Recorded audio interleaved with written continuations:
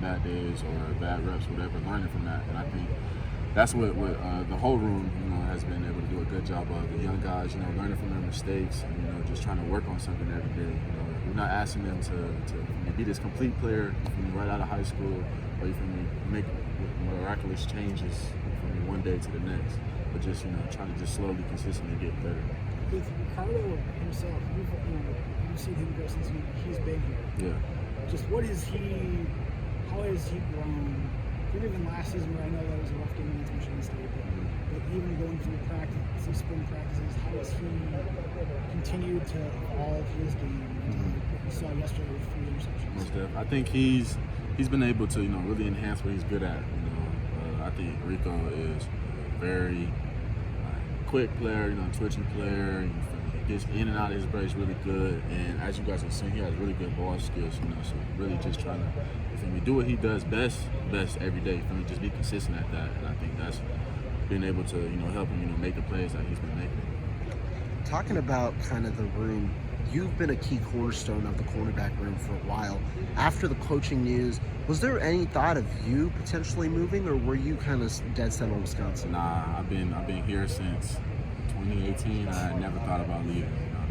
This is home for me. Some of the guys, in the locker room, those are my brothers for life. So I never thought about leaving them. And now talking about a guy like Jason, guy who comes in, how is it that kind of you guys embrace him into the room and then he becomes a leader himself alongside you? How is that kind of process come along? Jason's just like a cool dude. Like, for me, even off the field, for me, everybody knows that he balls. For me, he's a good player, but I feel like off the field, he's a cool dude. For me, he's not like to himself. He's not like, I'm just here to play ball. For me, he's always hitting our phone. We tapping in with him, trying to hang out, do stuff. We just vibe, and I think that just brings us all closer together. For you, how have you seen your 3-game grow, especially within this? I guess maybe the refrain is saying within what's being asked of you now, how this scheme is in the back end within the secondary. How is it allowing you to grow your game compared to previous scheme that you were used to?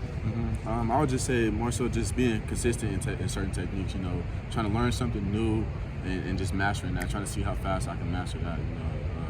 I feel like, that's, one of the biggest things, being able to make adjustments, correct things as fast as possible, be consistent, because you may not get a target from me the whole game, but come the fourth quarter, they might just throw you one pass, you got to be there to make a play. So just trying to be consistent, trying to just be the same guy every day, every rep. For the offense, too, just, obviously reimagine with the air raid, because you also see a lot more passes. Just how different is it for you covering now compared to what you've seen? It's more fun. We get action at practice. We get in a couple targets, couple shots. We really just get more chances to play the ball. I think that's been the biggest thing. Last season, you were in a very similar situation. #1 corner. Obviously, the injury occurred. How excited are you to kind of finish out your career here with a strong year and obviously as the #1 corner here? Excited. I think we really got something good brewing out here. Being able to play next to guys like that, you feel me, and have fun. I'm just excited to get it going. I really feel something special with this group. I'm enjoying the coaching staff. How they pushing us and never letting us settle from minimum or just being complacent. And I think that's really just going to take us a long way. So I'm excited to see what that looks like in the fall. You've also had 12 practices. How would you describe Paul Haynes' coaching style on the field? But how has he worked his way in compared to having a coaching staff that Jim Leonard and Hank were there for a while too? How would I describe Coach Haynes' coaching style? Coach Haynes definitely in your face. Seemed like a yeller. Yeah. More than anything, I think like Coach Haynes is like a perfectionist. He really he knows that we could be great.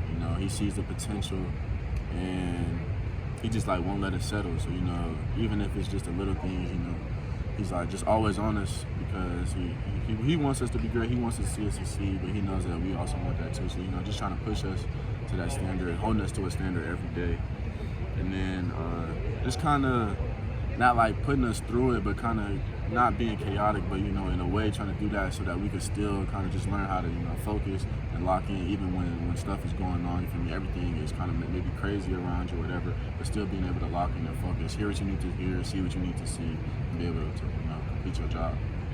What have you seen from the two young guys, Jonas and Jace, kind of in this spring so far?